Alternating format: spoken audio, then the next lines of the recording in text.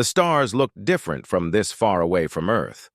Captain Li Taiyang stood on the observation deck of the EDC vessel, Harmony's Dawn, and watched the blue planet Velara spin slowly below. 6 months. That's how long he and his crew had been here, working side by side with aliens to fix machines that kept entire worlds alive. Taiyang rubbed his tired eyes and smiled. The mission was done. Earth had sent the recall signal yesterday. Time to go home. "Captain, you should eat something before the ceremony," Dr. Park Ji-woo said, walking up beside him. She carried 2 meal pouches and handed him one. Ji-woo had been his right hand through this whole mission, learning the Veilari language faster than anyone expected and building real friendships with the alien scientists. "I'm too excited to eat," Taiyang admitted. "I keep thinking about real coffee, and my mom's cooking, and walking on a beach without a spacesuit." Ji-woo laughed. "I'm thinking about my own bed. These ship bunks are killing my back." Down on the planet, in the grand capital city with its crystal towers and floating gardens, the Veilari were preparing a farewell ceremony. The humans had saved their colonies. The ancient terraforming network that made their worlds breathable had been dying, and the Veilari couldn't figure out how to fix it. That's when they reached out to Earth. Taiyang and his team spent months crawling through maintenance tunnels, replacing burnt circuits, and reprogramming systems that were older than human civilization. Engineer Choi Hana had worked miracles with technology she'd never seen before. Commander Yoon Daeho had kept them all safe while they worked in dangerous conditions, and Ji-woo had made sure they didn't accidentally offend their hosts while doing it. Now it was over. The terraforming network hummed with new life. The Veilari colonies would survive for another 1,000 years. "Shuttle's ready, Captain." Hana's voice crackled over the comm. "We should head down in 30 minutes. "Copy that," Taiyang replied. He looked at Ji-woo. "Ready for one last diplomatic smile?" "Always," she said. The shuttle ride down was smooth. Taiyang watched the city grow larger through the viewport. The Veilari capital was beautiful in a way that made his chest ache. Massive towers made of something like crystal caught the light and threw rainbows across the sky. Gardens floated on anti-gravity platforms, connected by bridges that seemed too delicate to hold weight. Everything glowed with a soft light, even in the daytime. Their shuttle landed in the palace courtyard. The 4 humans stepped out in their dress uniforms, dark blue with gold trim. Taiyang straightened his jacket and tried to look more confident than he felt. He was just an engineer who happened to be good at talking to people. Earth had made him a captain and sent him to shake hands with an alien queen. The Veilari honor guard stood in perfect formation. They were tall, much taller than humans, with skin that had a faint shimmer to it. Crystalline patterns ran along their arms and faces, glowing with soft bioluminescence. Their eyes were large and had no pupils, just swirls of color that never stopped moving. "Captain Li Taiyang," announced a Veilari official in perfect English. The translators they wore worked almost perfectly now. "Her Majesty Queen Ishara requests your presence in the Grand Hall." Taiyang had met the Queen a few times during the mission. She was impressive, standing nearly 7 feet tall, with silver bioluminescent patterns that marked her as royalty. She was young for a Veilari ruler, only 80 years old, though that was hard for Taiyang to wrap his head around. The Veilari lived for centuries. The Grand Hall took his breath away every time he saw it. The ceiling was transparent, showing the sky above. The walls seemed to be made of living crystal that pulsed with gentle light. Hundreds of Veilari nobles stood in attendance, their formal robes flowing like liquid metal.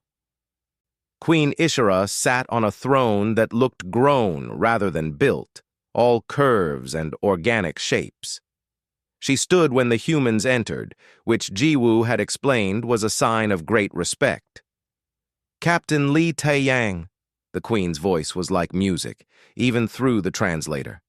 You and your crew have saved countless lives. The Velari Empire owes humanity a debt we can never fully repay." Taeyang bowed, the way Jiwoo had taught him, not too deep, which would be insulting, suggesting he thought himself beneath her, not too shallow, which would be arrogant. Just right. "Your Majesty, we were honored to help," Taeyang said. "The Velari people welcomed us and taught us so much. We're proud to call you our friends." The ceremony continued with speeches and the presentation of gifts. The Velari gave each crew member a crystal pendant that held data about their civilization, a treasure of knowledge for Earth. Taeyang gave the Queen a carefully sealed container with seeds from Earth, plants that might grow in Velari soil and remind them of their human friends. Everything was going perfectly. Taeyang was already thinking about the report he'd write on the flight home when Queen Ishara raised her hand for silence. "Before our friends depart," she said, her voice carrying through the hall, "I must make an announcement. Captain Lee Taeyang has proven himself not just a skilled engineer, but a bridge between our peoples. His wisdom and compassion have shown us what humanity truly offers the galaxy." Taeyang felt a little embarrassed by the praise. He glanced at his crew. Hana was trying not to smile. Daeho stood at attention, professional as always. Jiwoo's face had gone very still, which usually meant she was worried about something. "Therefore," the Queen continued, "it is my decision that Captain Lee Taeyang will remain on Velara as Earth's permanent cultural ambassador. He will help guide our two civilizations toward an even closer friendship." The hall erupted in what Taeyang assumed was applause, though the Velari made a sound like wind chimes instead of clapping. Taeyang's mind went blank for a moment. Stay? Permanently? He looked at Jiwoo, who looked just as shocked as he felt. "Your Majesty," Taeyang said carefully, trying to keep his voice steady, "I'm deeply honored by your offer, but I have orders to return to Earth. Our mission is complete."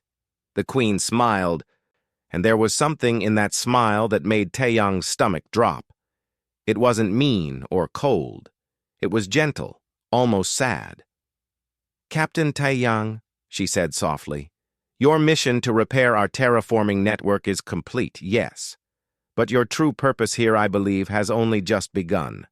Earth may have sent you to fix machines, but the universe has sent you to build something far more important." "I don't understand," Taeyang said. "You will," Queen Ishara replied. "In time, you will understand everything." She gestured to her guards, who moved forward with perfect precision.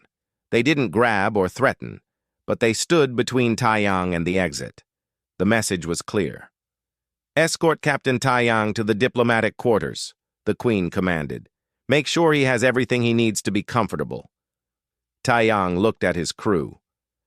Daeho's hand had moved toward his weapon before Jiwoo grabbed his arm and shook her head sharply. They were surrounded by hundreds of Velari in their own palace. This was not the time to fight.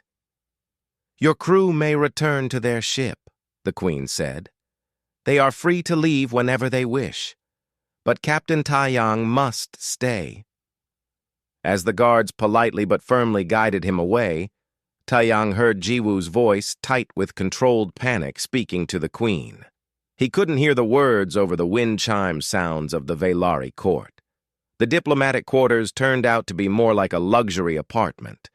Beautiful rooms with views of the city, soft furniture that adjusted to his body, food appearing at regular intervals, everything he could want except the one thing that mattered, his freedom to leave. Taeyang sat by the window and looked up at the stars, wondering which one was Seoul and how he was going to get home. Taeyang didn't sleep that first night. He tried every door and window in his quarters, but they were all locked from the outside. Not with crude bolts or chains, but with technology he couldn't even see. The doors simply wouldn't open when he approached them. His communicator could reach his crew on the ship, but all outgoing signals to Earth were mysteriously blocked. He was a prisoner in a golden cage. By morning, Taeyang had made a plan. He would be calm, reasonable, and diplomatic. He would treat this as a misunderstanding that could be solved with clear communication. He was good at solving problems. This was just another problem. The door opened, and a Velari servant entered, carrying what looked like breakfast. She was shorter than most Velari, with green patterns glowing softly on her face. "Good morning, Captain," she said in English. "My name is Velith. I will be taking care of you during your stay." "Velith," Taeyang said as politely as he could manage.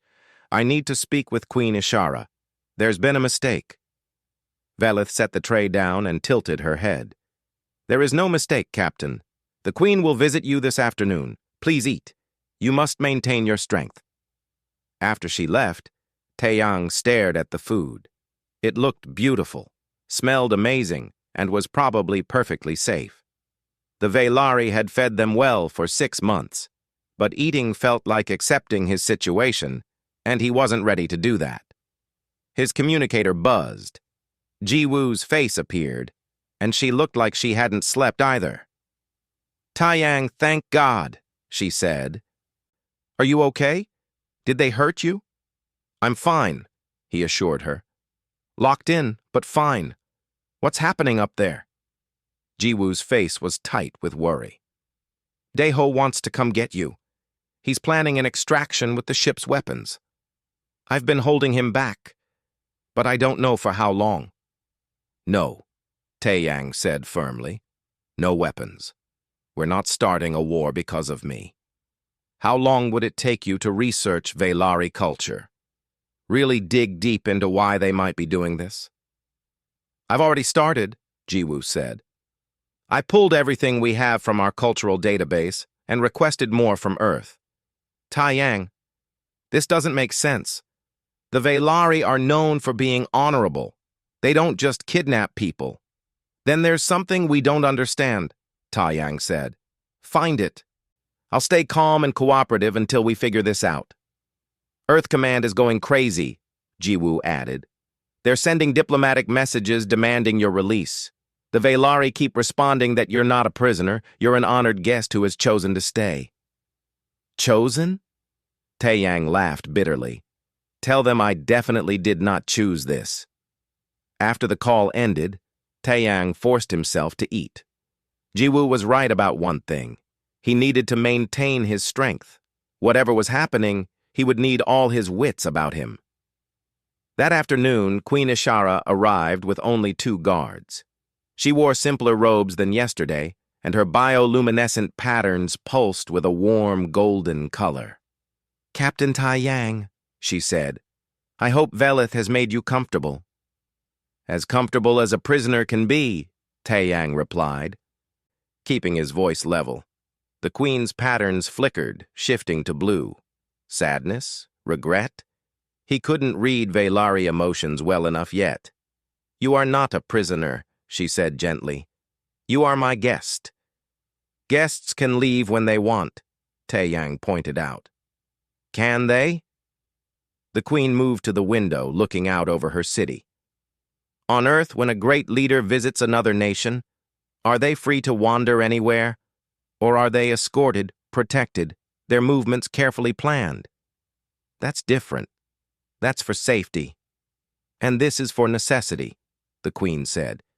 She turned to face him, and her eyes, those swirling colors without pupils, seemed to look right through him.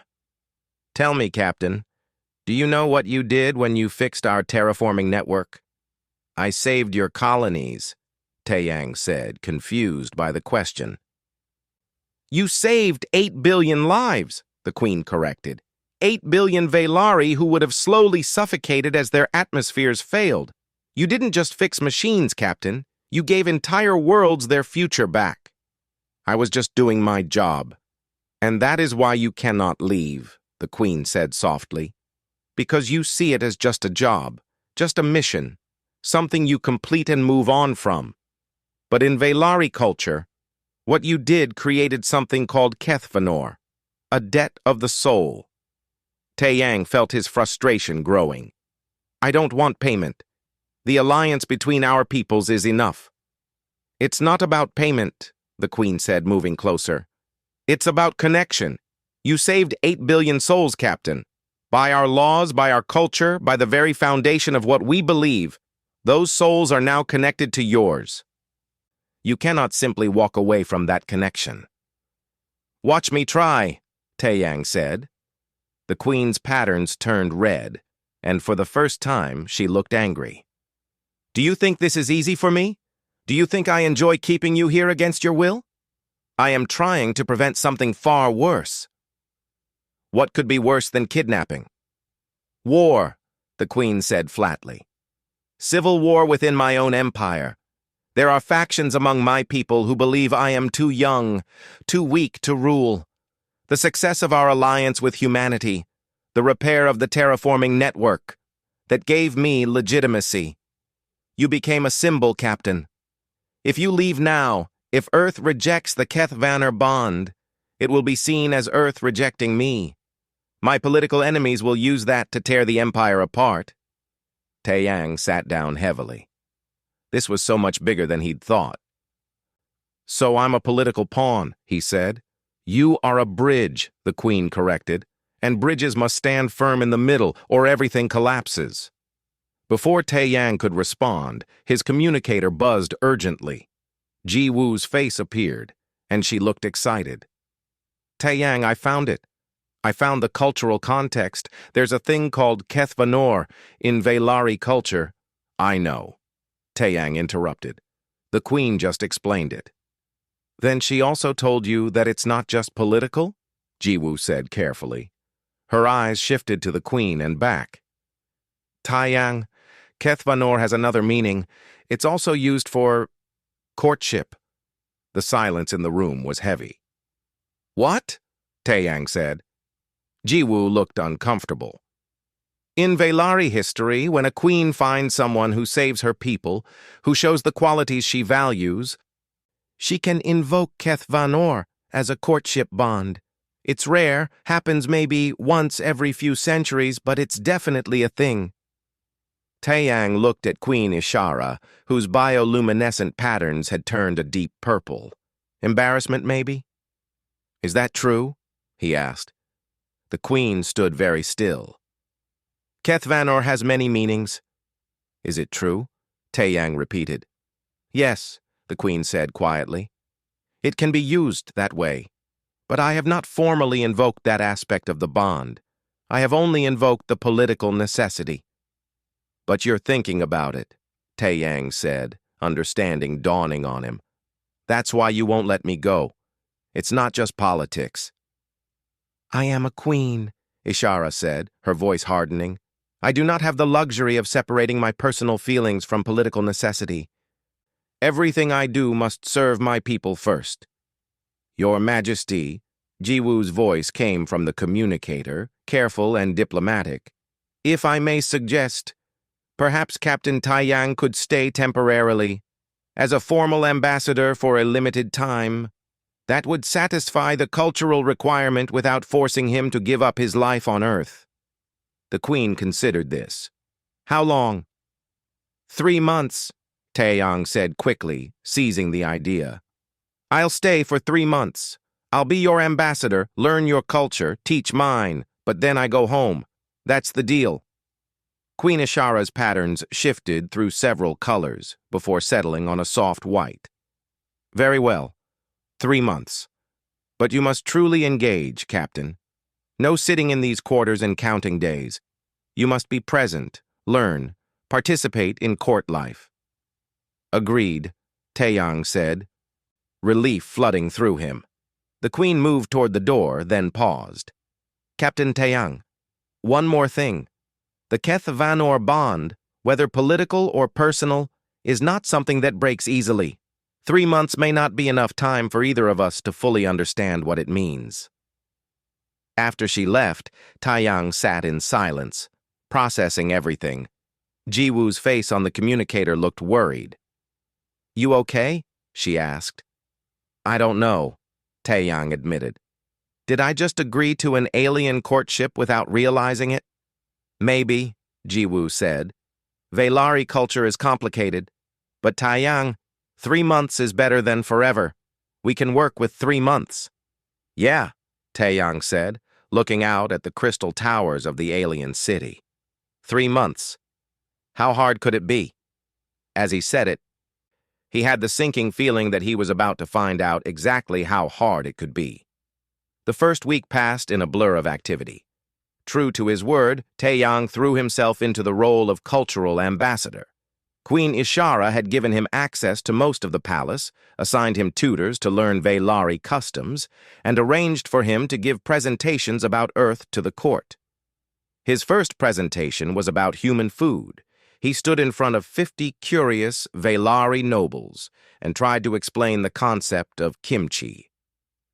So you take vegetables, Taeyang said, gesturing at the holographic display, and you let them rot in a specific, controlled way. The Veilari exchanged looks. Their translator devices must have been working because several of them looked disturbed. Not rot, exactly, Taeyang corrected quickly. Ferment. It's a process where good bacteria break down the food and make it more nutritious and delicious. A young Veilari noble raised her hand. Her patterns were bright orange with curiosity. And humans eat this on purpose? Not as punishment? Taeyang couldn't help but laugh. On purpose. It's one of our favorite foods. My mother makes kimchi that people travel across the city to buy. Fascinating, the noble said, though she didn't sound convinced. Queen Ishara, who sat in the back of the room, had her patterns shifting between colors Taeyang was learning to read. Amusement mostly, but also something warmer when he talked about his mother. After the presentation, as the nobles filed out discussing the strange human custom of eating fermented vegetables, the queen approached him. You speak of your family with great love, she observed. Of course, Taeyang said. They're my family. Tell me about them, the queen said, and it wasn't a royal command. It was a genuine request. They walked through the palace gardens together, her guards following at a respectful distance. Taeyang talked about his parents' small restaurant in Busan, how his father had taught him to fix anything that broke, how his mother could read people's moods from across a room. He talked about his younger sister Minji, who was studying medicine and sent him messages full of complaints about her professors and excitement about her studies. She sounds spirited, the queen said. That's a polite way of saying stubborn, Taeyang replied with a smile. She gets it from our mom. When Minji decides she wants something, nothing stops her. Like her brother, the queen said quietly. Taeyang looked at her, surprised. I'm not stubborn.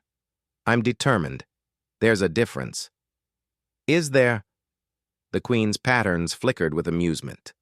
As the days passed, Taeyang fell into a routine. Mornings were for learning Veilari meditation techniques in the Crystal Sanctum, a room where the walls amplified the planet's electromagnetic field. The Veilari could sense these fields naturally, use them to communicate and navigate. Humans couldn't, but Taeyang found the meditation peaceful anyway. Afternoons were for court duties. He attended meetings, gave presentations, and slowly began to understand the complex politics of the Veilari Empire. There were 3 main factions. The traditionalists, led by a noble named Korath, believed the Veilari should remain isolated and self-sufficient. The expansionists wanted to aggressively colonize more systems, and the Queen's faction, the progressives, believed in building alliances with other species. Taeyang's presence strengthened the progressives, but it also made the other factions nervous. They see you as proof that humans are infiltrating our government, Jiwoo explained during one of their daily calls. She'd been studying Veilari politics intensely. Korath has been making speeches about protecting Veilari purity. Sounds familiar, Taeyang muttered. Every species seemed to have groups that feared outsiders. Be careful, Jiwoo warned. Korath has a lot of support among the older nobles. Evenings were the hardest time. That's when Queen Ishara would often invite him to private dinners in her observatory, a glass dome at the top of the palace where they could see the stars. They would eat Veilari food, which Taiyang was getting used to, and talk about everything from politics to philosophy to their favorite music. The queen was brilliant, funny, and surprisingly lonely. She'd been raised from birth to rule, educated in every subject, trained in combat and diplomacy. But she'd never had real friends. Everyone around her was either a subject or a political ally. No one just talked to her like a person. "What's it like?" Taiyang asked one evening. "Ruling millions of people across multiple star systems?" Ishara was quiet for a long moment, her patterns shifting to deep blue. "Lonely," she finally said. "Everything I do affects billions of lives. Every decision must be perfect. Every word must be measured. I cannot show weakness, cannot show doubt, cannot show fear. Even my closest advisors see me as the queen first, a person second." "That sounds exhausting," Taiyang said. "It is," she admitted. She looked at him, and her expression was so open, so vulnerable, that it made his chest ache. "Do you know what I envy most about you, Captain?" "What?" "You can fail," she said simply. "If you make a mistake, you apologize and try again. If I make a mistake, people die. Worlds fall into chaos. Empires crumble." Taiyang didn't know what to say to that. He reached across the table and did something that would have made his diplomatic training officer faint. He took the queen's hand. Her skin was cool and smooth, the crystalline patterns warm against his palm. "You're not going to fail," he said. "You're too smart and too careful, and you care too much about your people." The queen's patterns blazed with sudden bright gold, a color he'd learned meant strong emotion. She squeezed his hand gently, then pulled away. "Thank you," she said softly. The peaceful routine shattered during the Festival of Renewal, a week-long celebration of the restored terraforming network. The entire capital was decorated with light displays. Music filled the streets. People danced and feasted. Taiyang was the guest of honor, paraded through the city in an open vehicle while crowds cheered. "This is weird," he muttered to Ji-Woo, who'd come down from the ship for the festival. "You're a hero," she said. "Get used to it." "I just fixed some machines." "You saved billions of lives." "That's not just anything." The main celebration was held in the palace's grand plaza. Thousands of Veilari gathered to hear the queen speak. Taiyang stood on the platform beside her, feeling awkward in the formal robes they'd given him. Queen Ishara's speech was beautiful, talking about cooperation between species, about building a better future together. The crowd responded with their wind chime applause. Everything was perfect. Then the explosion happened. Taiyang's military training kicked in before his brain fully processed what was happening. He saw the flash, heard the boom, felt the shockwave.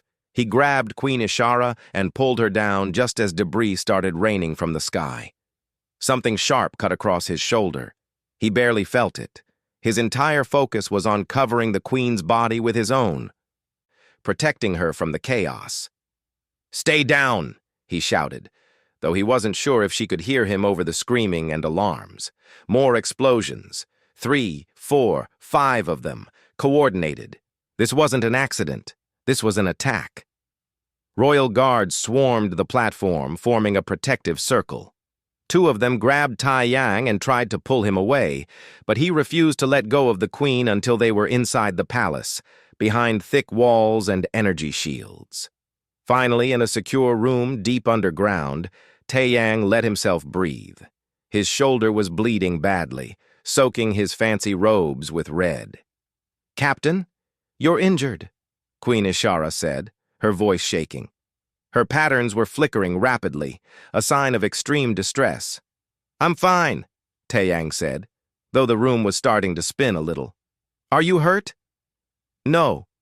Because of you." She touched his face gently, and her hand came away with blood on it. Not hers, his. "You shielded me." "Of course I did," Taeyang said, confused why this was even a question. What was I supposed to do, let you die? A Velari doctor rushed in and started working on his shoulder.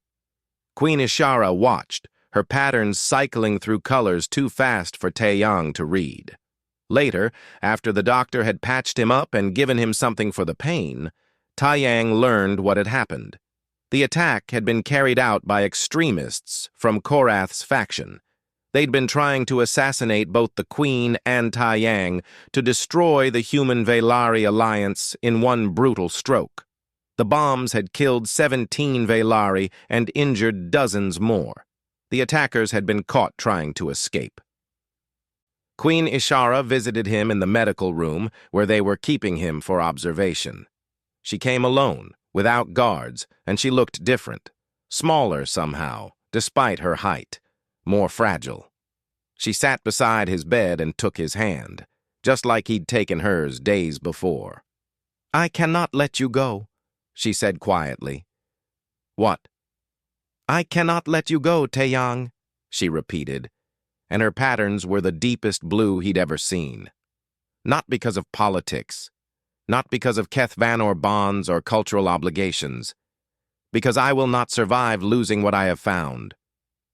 "And what have you found?" he asked, though part of him already knew the answer. "Someone who sees me," she said, "someone who protects me, not because it's their duty, but because they care. Someone who makes me laugh and challenges my ideas and doesn't treat me like a fragile symbol. I have found you, Taeyang, and I am selfish enough to want to keep you." Taeyang looked at their joined hands, human and Velari. 3 months suddenly felt both too long and not nearly long enough. Queen Ishara's words hung in the air between them. Taeyang wanted to say something, but his mind was foggy from the pain medication and the shock of the attack. Before he could form a response, the Queen stood up quickly, her patterns flashing with what looked like embarrassment. "I should not have said that," she said. "You are injured. You nearly died protecting me. I should not burden you with my feelings."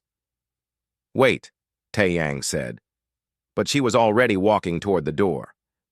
"Rest, Captain. We will talk when you are healed." She left, and Taeyang was alone with thoughts that wouldn't stop spinning.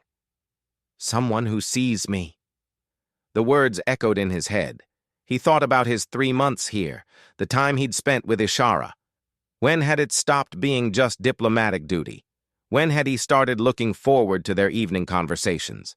When had he stopped thinking of her as the alien queen and started thinking of her as just Ishara? He didn't have answers. His shoulder hurt, his head hurt, and everything was more complicated than it had ever been. The next morning, Jiwoo burst into his room, looking worried and angry in equal measure. "You idiot," she said, sitting down hard in the chair beside his bed. "You could have been killed." "Good morning to you too," Taeyang said. "Don't joke. Daeho watched the footage from the plaza. He said you had 3 seconds to get to cover. Instead, you covered the Queen. 3 seconds, Taeyang. You chose to protect her instead of protecting yourself. What was I supposed to do?" "Save yourself," Jiwoo said. "You're not her bodyguard. She has hundreds of trained guards for that." "I couldn't just let her die," Taeyang said quietly. Jiwoo's expression softened. She reached over and squeezed his good hand. "I know. That's why you're you. But Taeyang, Earth Command is going crazy. This attack changes everything. They want to pull us out immediately. They're saying this planet isn't safe for human personnel." "No," Taeyang said. "We can't leave now. That's exactly what the attackers wanted. If we run away because of this, it proves their point. It shows that humans and Velari can't work together when things get hard." "That's not your decision to make," Jiwoo pointed out. "Then I'll talk to Command myself," Taeyang said. "I'll tell them that leaving now would destroy everything we've built." Before Jiwoo could respond, the door opened again. This time it was 3 Velari advisors, their patterns formal silver. The one in front bowed slightly. "Captain Taeyang, we apologize for the interruption.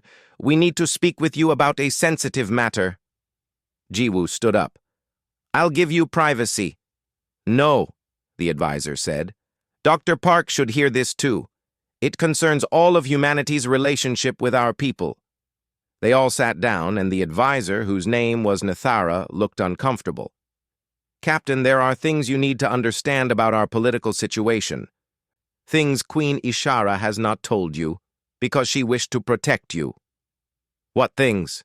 Taeyang asked. Nathara's patterns shifted to worried green. The queen is young for a Velari ruler. She took the throne after her mother's death only 20 years ago. Many of the older nobles believe she is too weak, too progressive, too willing to change our traditions. They have been waiting for her to make a mistake, something they can use to challenge her authority.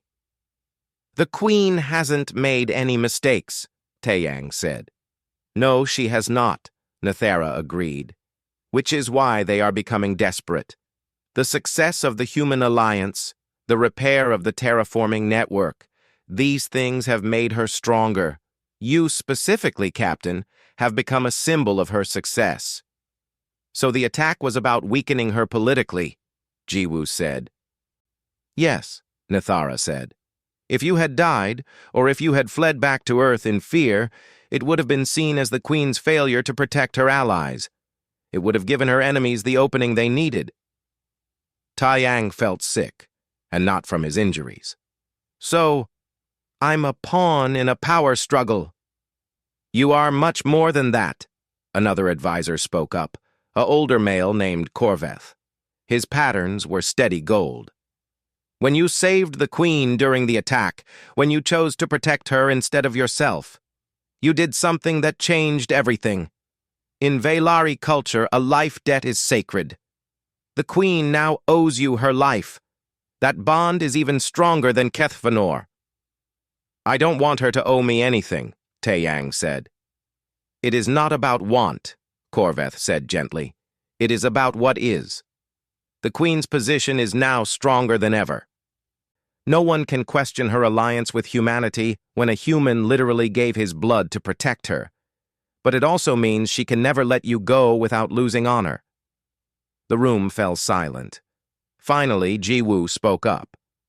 So what you're telling us is that Taeyang is stuck here, permanently. Not stuck, Nathara said carefully. Bound. There is a difference. After the advisors left, Taeyang and Jiwoo sat in silence for a long time. This is so messed up, Jiwoo finally said. Yeah, Taeyang agreed. What are you going to do? I don't know, Taeyang admitted. He thought about his family on Earth, his sister's messages, his mother's cooking, the beach in Busan.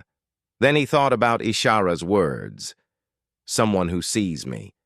He thought about their conversations, her laughter, the way her patterns lit up when she was excited about an idea. I think, he said slowly, I need to talk to the Queen. Really talk to her. No politics, no cultural obligations, no advisors, just the two of us being honest about what we want. That evening, Taeyang left the medical room against the doctor's protests. His shoulder was bandaged and his arm was in a sling, but he could walk. He made his way to the Queen's observatory, the place where they'd had their most honest conversations. She was there, standing by the window, looking out at the stars. She turned when she heard him enter, and her patterns flashed with surprise and worry. You should be resting, she said. We need to talk, Taeyang said. Really talk. I know, Ishara said softly. She gestured to the seats by the window. They sat facing each other, and for a moment neither spoke. Your advisors told me everything, Taeyang finally said. About the political situation, about the life debt, about how my staying or leaving affects your power. I wanted to tell you myself, Ishara said, but I did not know how. Why did you really ask me to stay? Taeyang asked. The first time, before the attack. Was it just politics? The Queen's patterns shifted through several colors before settling on honest blue. At first, yes. I needed you to stay for political reasons. The Keth-Vanor bond gave me a legitimate cultural excuse to keep you here. But Taiyang, somewhere between that first day and now, my reasons changed. When? He asked. She smiled sadly.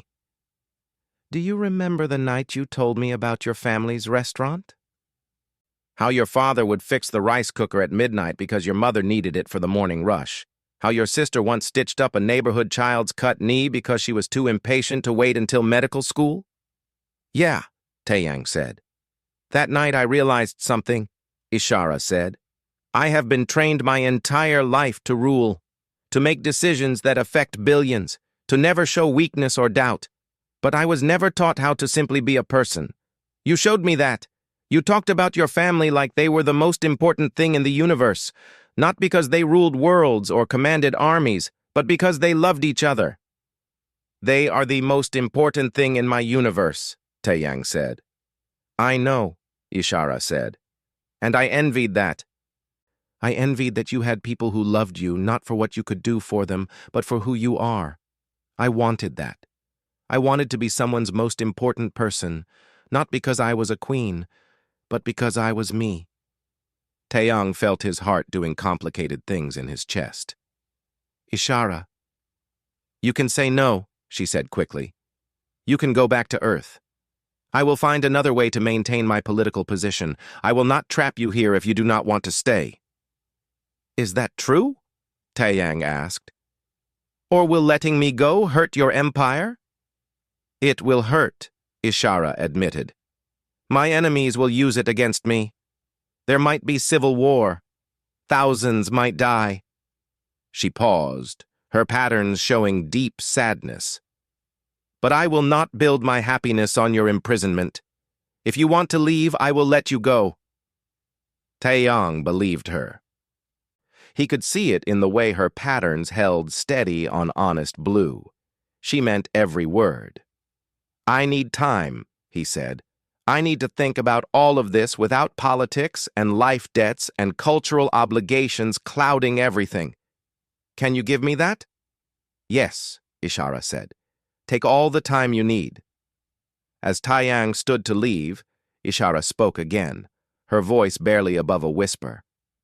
For what it is worth, Taiyang, I have never wanted anything as much as I want you to choose to stay.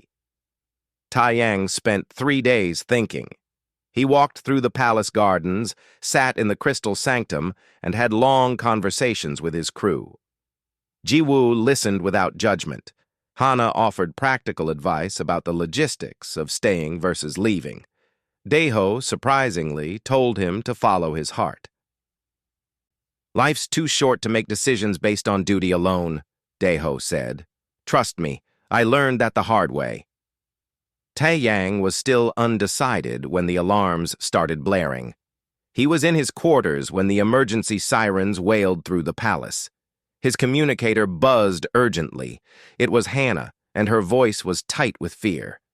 Captain, we have a situation. Multiple hostile ships just dropped out of hyperspace. They're attacking the outer colonies. What? Taeyang was already moving, grabbing his jacket. Who's attacking? Species called the Chromath, Hannah said. Our database says they're an aggressive expansionist race. They control systems on the edge of Velari space. Taeyang, they're targeting the terraforming stations. Taeyang felt ice in his stomach. The stations we repaired? Yes. They're hitting them systematically.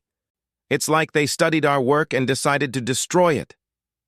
Taeyang ran through the palace corridors toward the command center.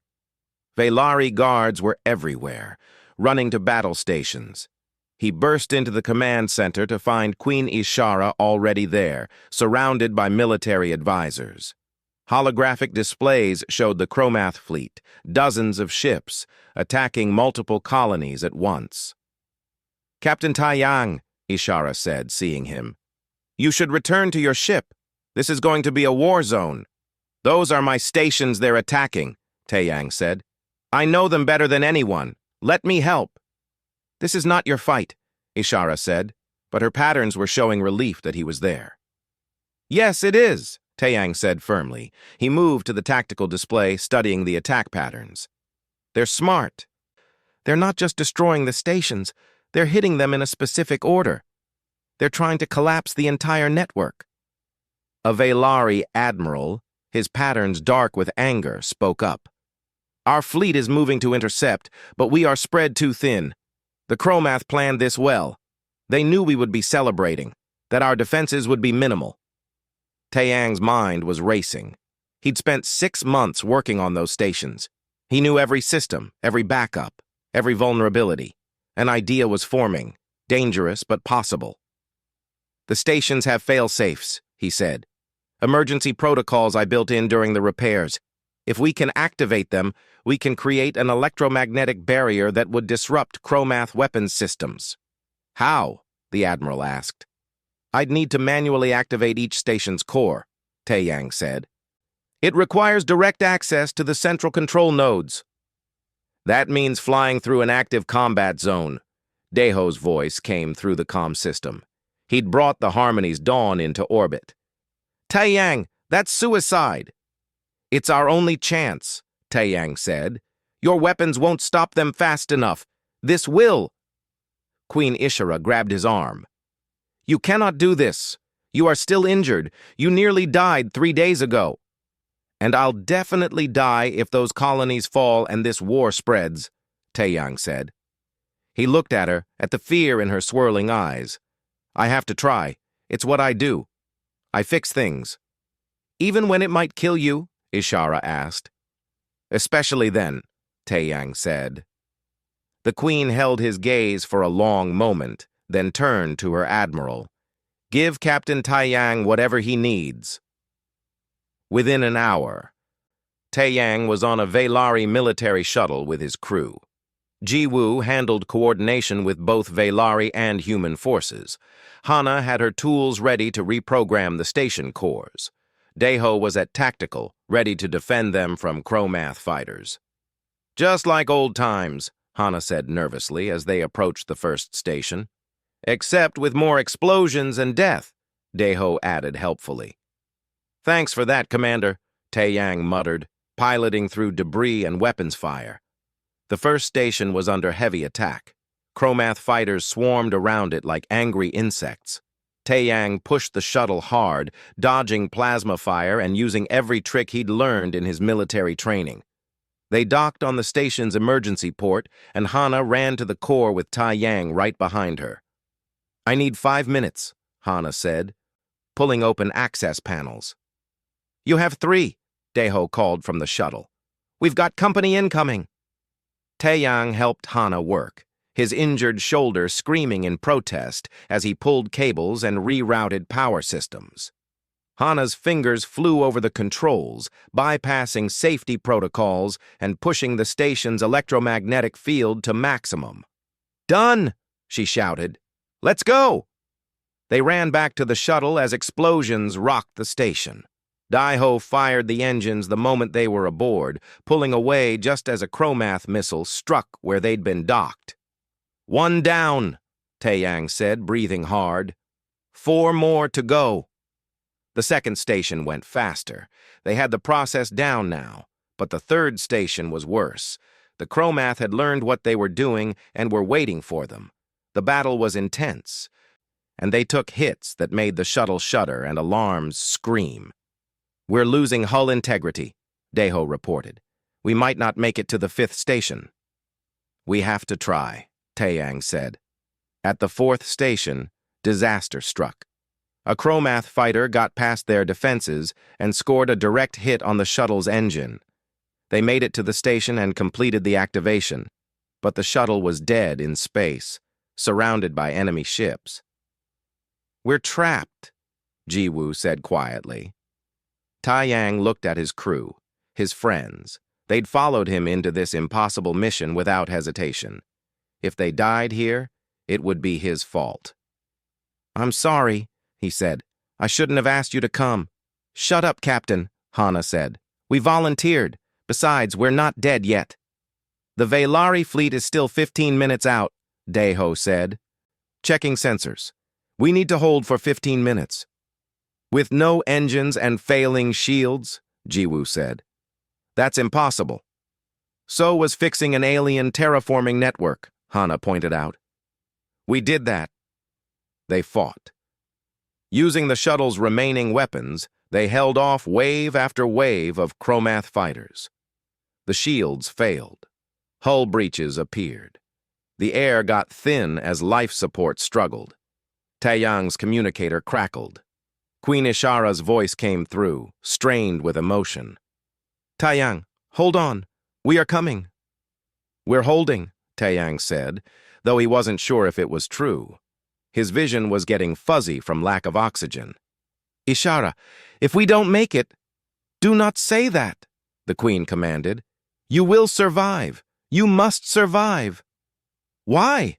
Taeyang asked, and he was surprised to find he was smiling. "So you can keep me as your ambassador?"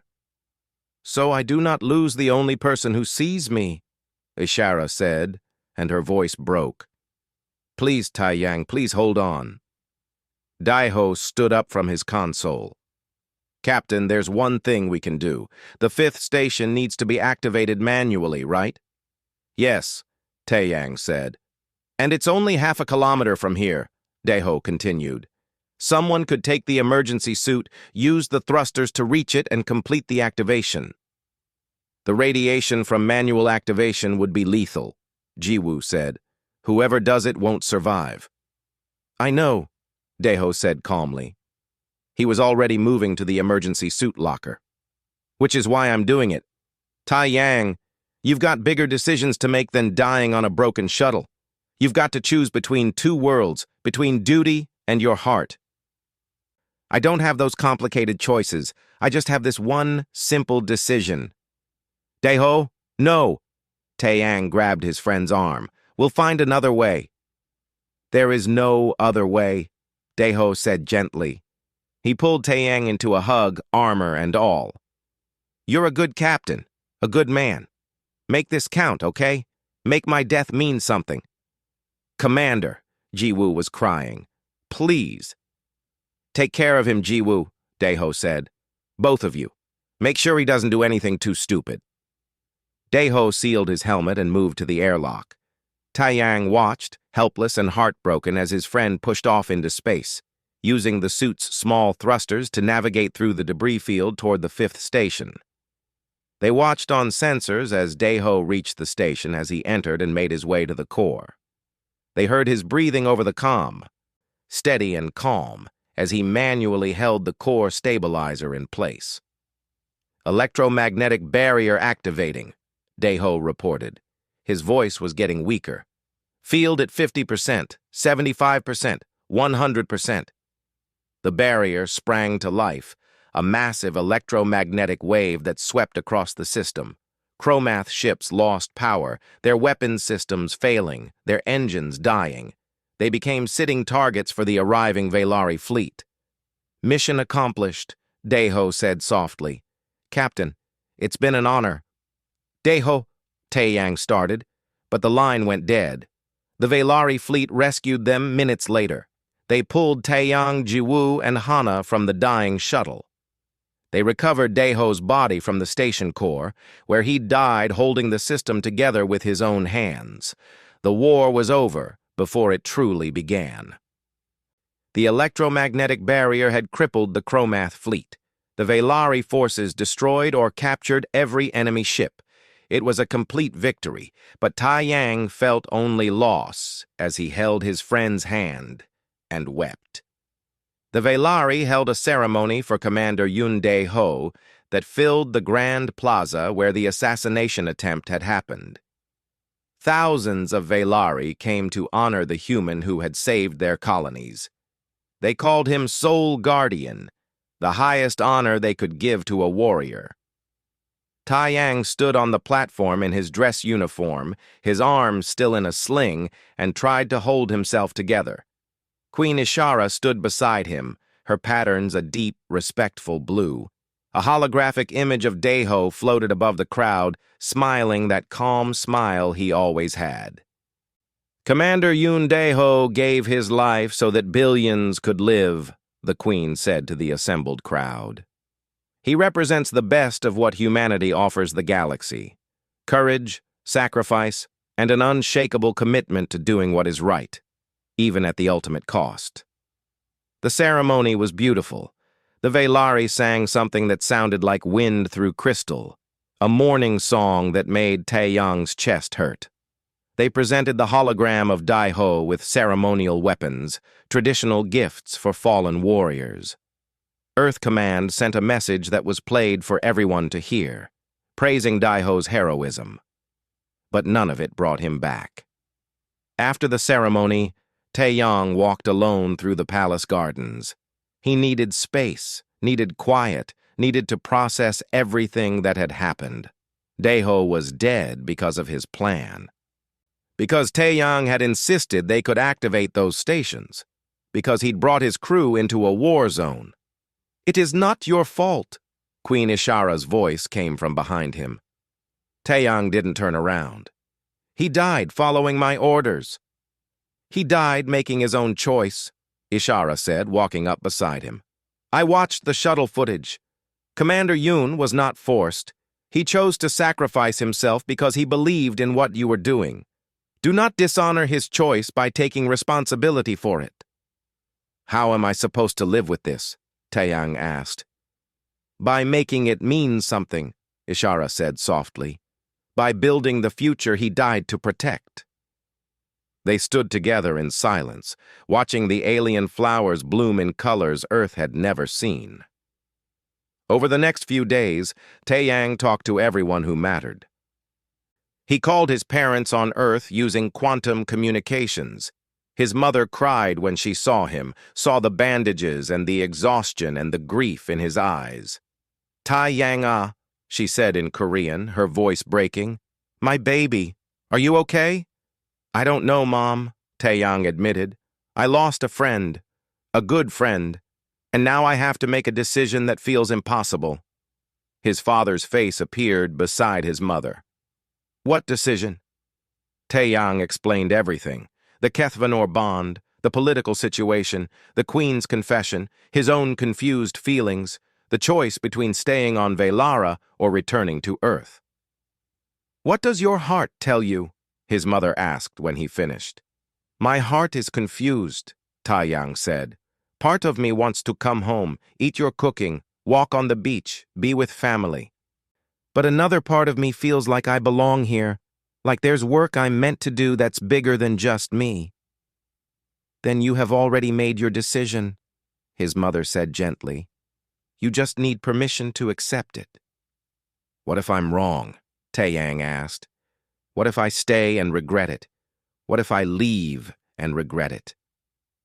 "My son," his father said, leaning closer to the screen. "Do you remember when you wanted to join the space program? You were 17. You came to us so worried, saying you didn't know if you could do it, if you were making the right choice." "I remember," Taeyang said. "You know what I told you?" his father continued. "I said that we don't choose our paths by knowing the future. We choose them by knowing ourselves. What kind of man do you want to be? What legacy do you want to leave?" "I want to build bridges," Taeyang said slowly. "I want to connect people, help them understand each other." "Then you know what to do," his mother said. She was crying, but she was smiling too. "We raised you to build bridges.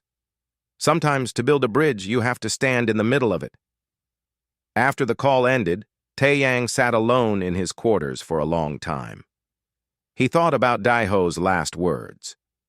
"Make this count. Make my death mean something."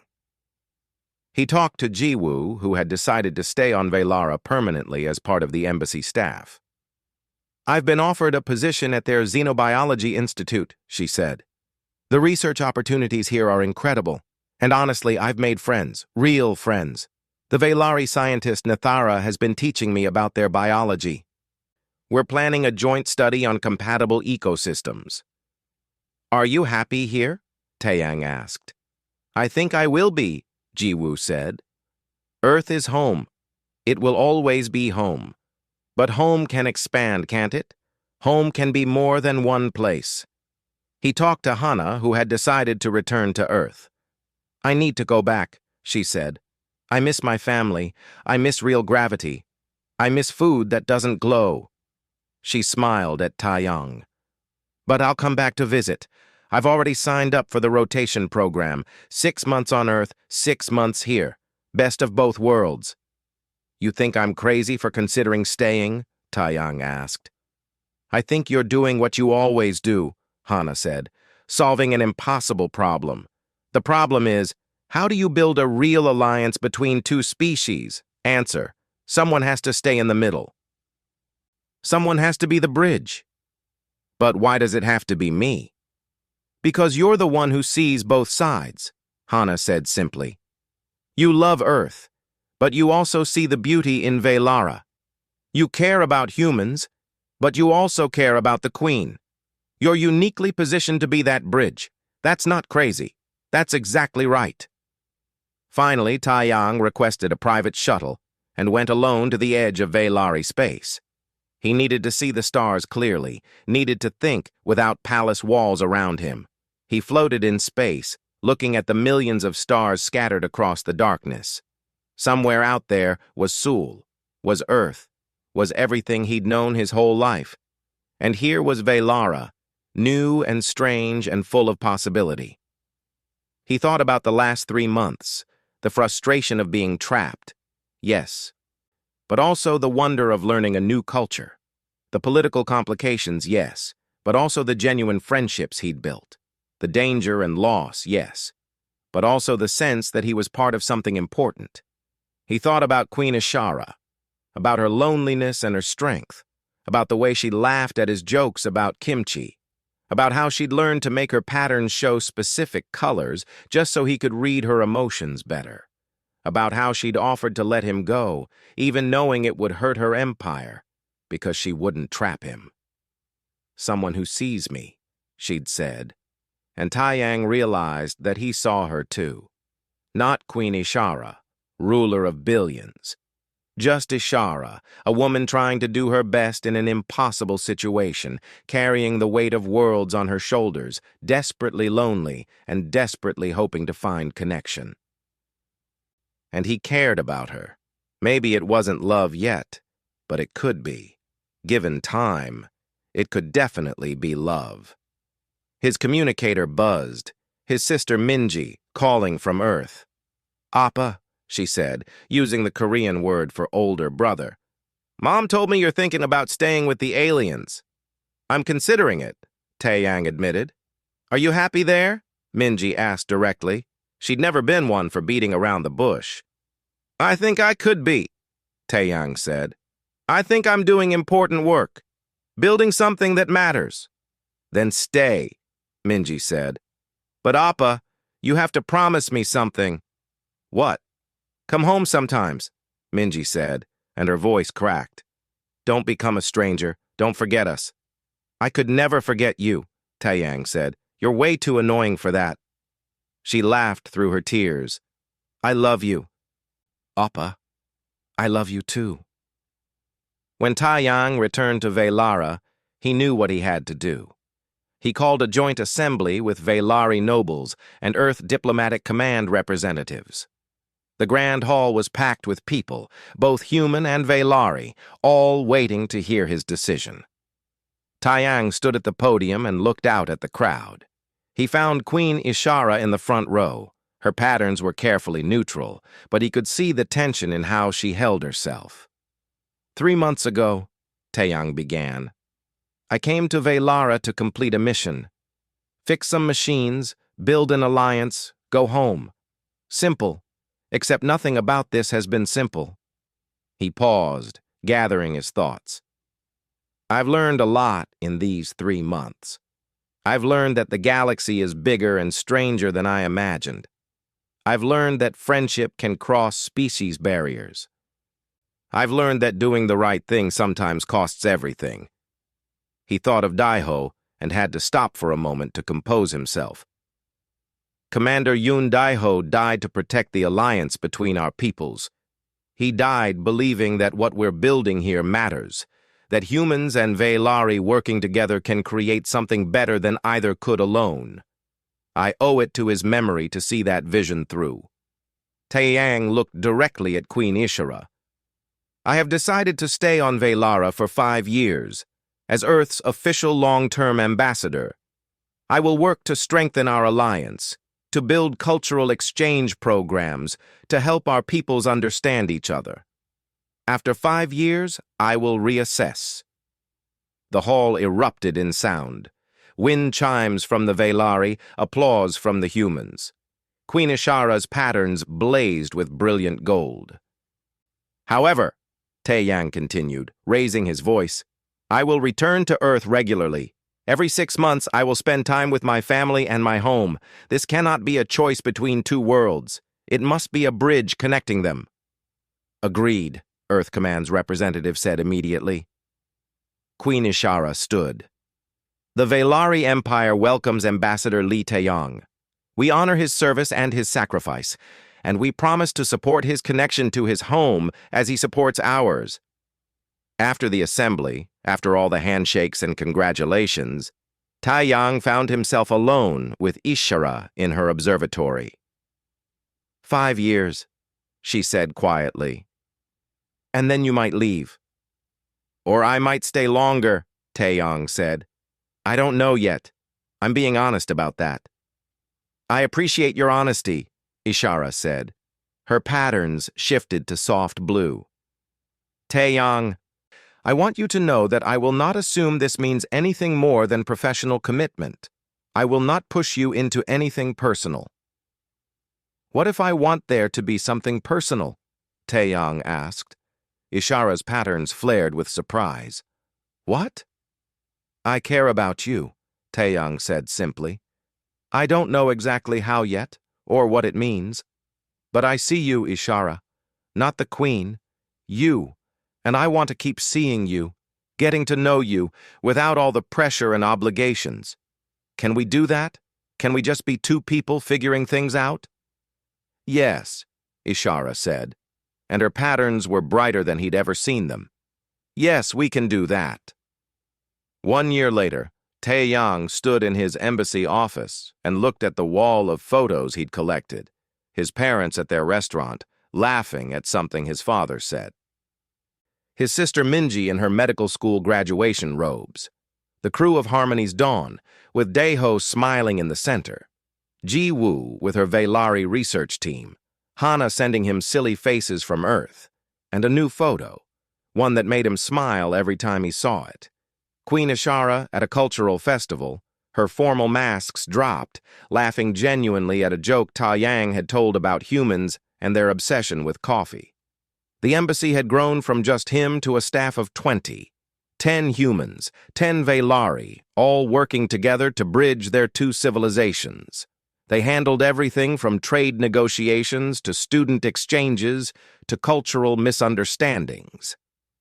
Ambassador, you have a meeting in 10 minutes, his assistant Hae-yoon said, poking her head into his office. She was a young Korean woman from Seoul who'd volunteered for the exchange program. Which meeting? Taeyang asked. He had so many these days. The University Consortium, Hae-yoon said. They want to finalize the student exchange program. Right. Taeyang straightened his jacket. It was a hybrid design now, mixing human and Velari styles. He'd become a bridge, even in his appearance.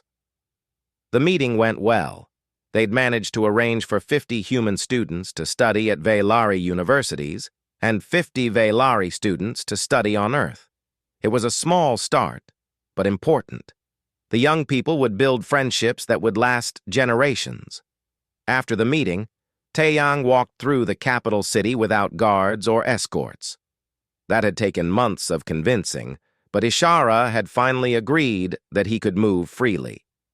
The Velari people had come to recognize him. They greeted him in passing, their patterns showing friendly colors. Children would run up to ask him questions about Earth in broken English.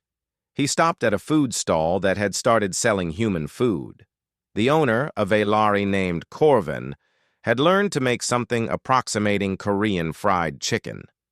It wasn't quite right, but it was close enough to make Taeyang feel a warm sense of home. Ambassador, Corvin greeted him, his patterns flashing happy yellow. The usual?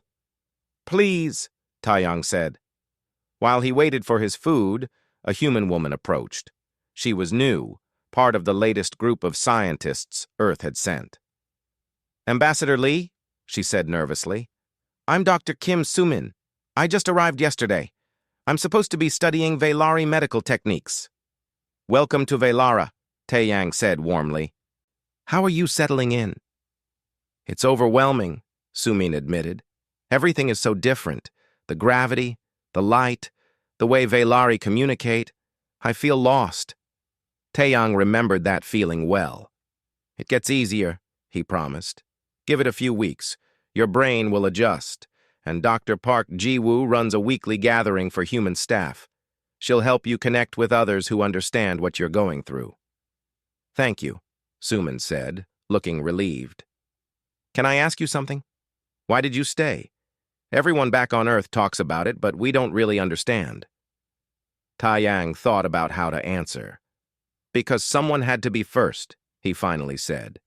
"Someone had to show that humans and Velari could not just work together, but actually live together, build lives together.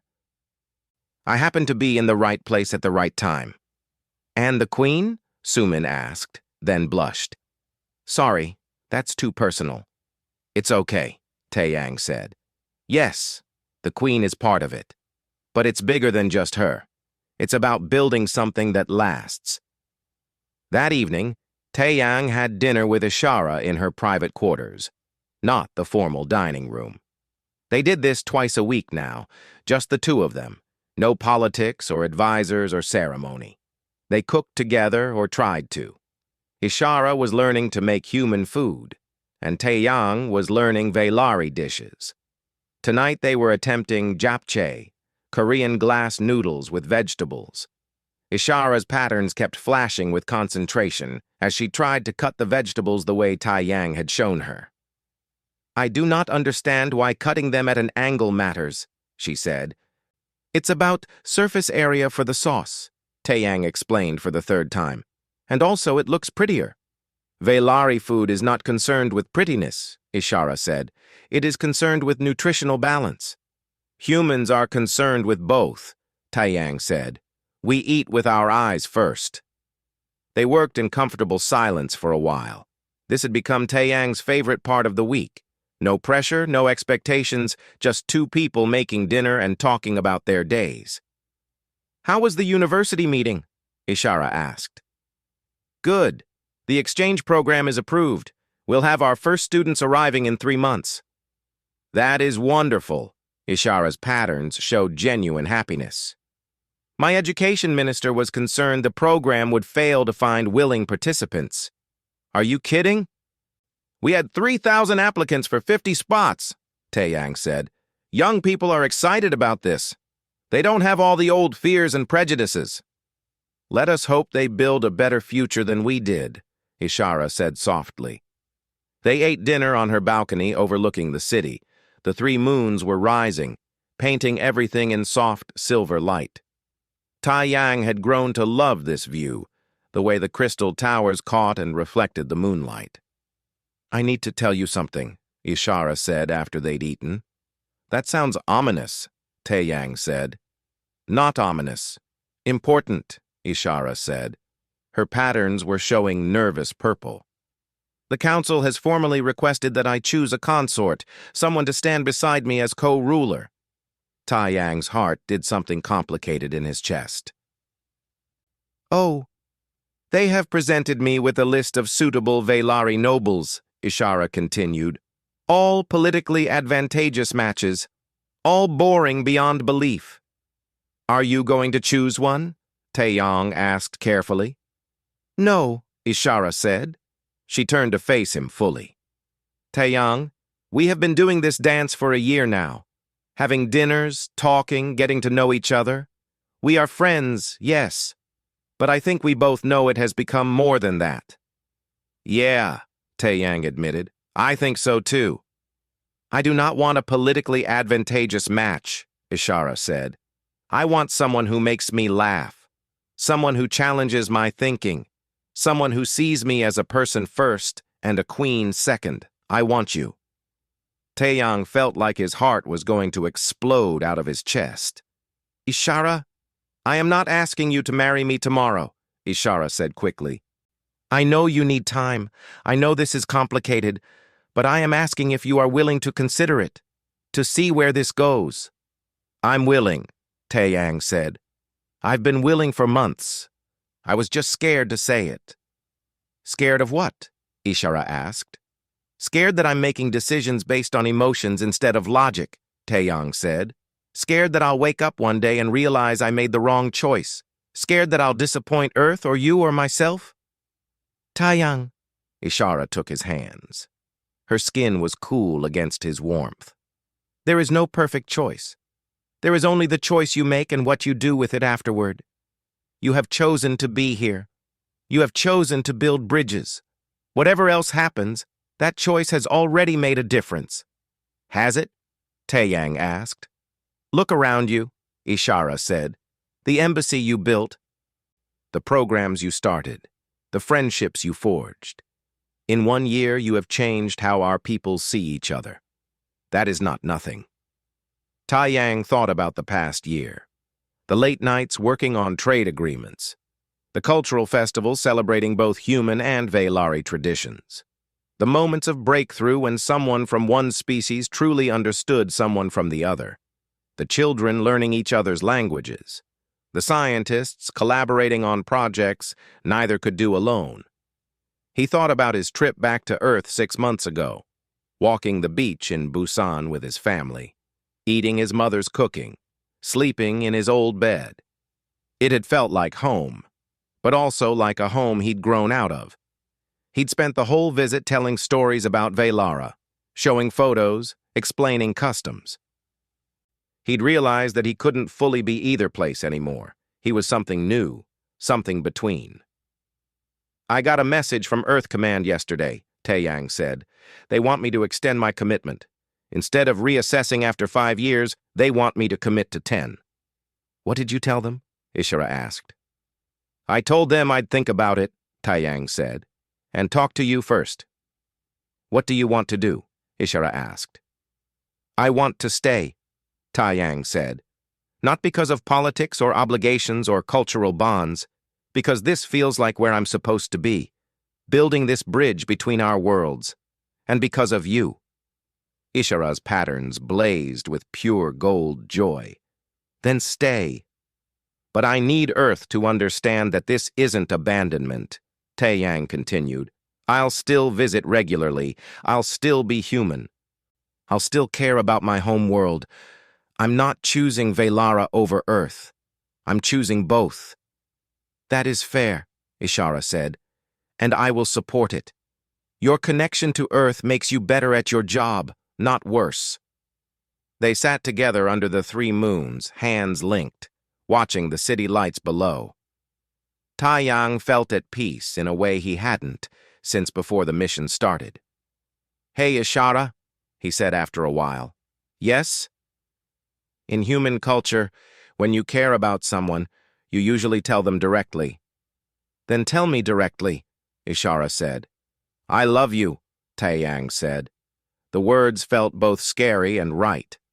I don't know when it happened exactly, but somewhere between you kidnapping me and now, I fell in love with you. Ishara's patterns cycled through every color in rapid succession, finally settling on brilliant gold. In Veilari culture, when we care about someone, we show them through our patterns. I have been showing you for months. I know, Taeyang said.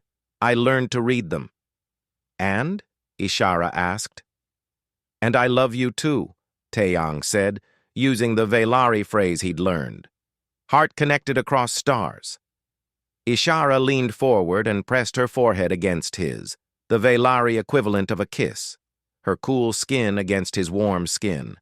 2 different species, 2 different worlds, 1 shared moment.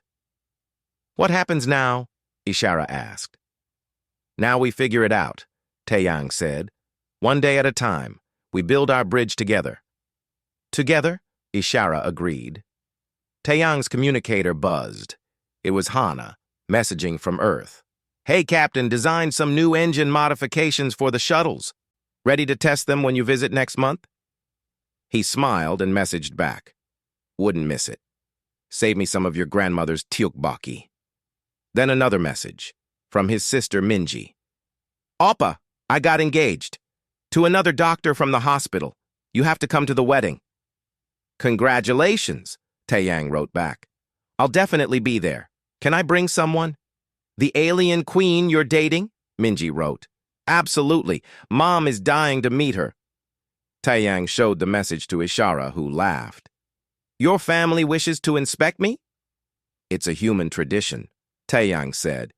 Fair warning. My mother will try to feed you too much food, and my father will ask you a million questions about Velari technology. I look forward to it, Ishara said, and her patterns showed she meant it. Later that night, Taeyang stood in his embassy office looking at his wall of photos. He added a new one. Him and Ishara at dinner, both of them laughing at something ridiculous. A human and a Velari, building something neither of their peoples had thought possible. His mission had been accomplished more than a year ago. The terraforming network was fixed. The alliance was established. Earth had recalled him. But the real mission, the one he hadn't known he was starting, was still ongoing. Building understanding between species. Creating a future where human children and Velari children could be friends. Showing that love and connection could cross any barrier, even the gap between stars. Daiho had told him to make it count. Make his death mean something. Taeyang looked at the photo of his friend, at that calm smile. I'm trying, he said quietly to the picture. I'm building the bridge. I'm making it count. Outside his window, the city of Velara sparkled with light. Ships from a dozen worlds landed at the spaceport. Humans and Velari walked the streets together. Children played in parks, learning each other's games. It wasn't perfect. There were still misunderstandings, still conflicts, still people on both worlds who feared the alliance. But it was progress. It was hope. It was a future worth fighting for. Taeyang turned off his office lights and headed home. Home to his apartment in the embassy. Home to the dinner he'd share with Ji-woo and the other staff tomorrow. Home to the city he'd grown to love. Home to Ishara, who was waiting for him with plans for their trip to Earth next month. Home had expanded. It wasn't just Earth anymore. It wasn't just Velara either. Home was the bridge he'd built between them, strong enough to hold the weight of two worlds, and he was content with that.